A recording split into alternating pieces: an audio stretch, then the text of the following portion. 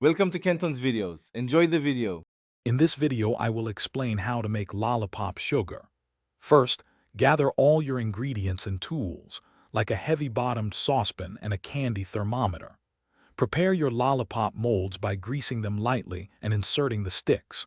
Always prioritize safety when working with hot sugar, as it can cause severe burns. Understanding these initial steps ensures a smooth and successful candy-making experience. Let's get started with the ingredients. In your heavy-bottomed saucepan, combine 2 cups of granulated sugar with 2/3 cup of water. Next, carefully add 1/2 cup of light corn syrup to the mixture.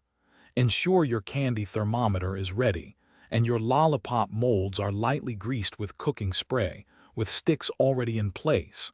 This setup is crucial for a smooth process. Now let's cook the sugar.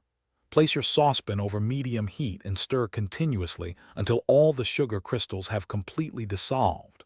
Once it starts boiling, stop stirring. Allow the mixture to boil undisturbed until your candy thermometer reads exactly 300 degrees Fahrenheit. This precise temperature is vital for hard candy. As soon as it reaches 300 degrees, remove the pan from the heat immediately. With the sugar off the heat, quickly but carefully stir in 1 teaspoon of your chosen flavoring and a few drops of food coloring if desired. Work swiftly, as the mixture will begin to set. Carefully pour the hot liquid into your prepared lollipop molds.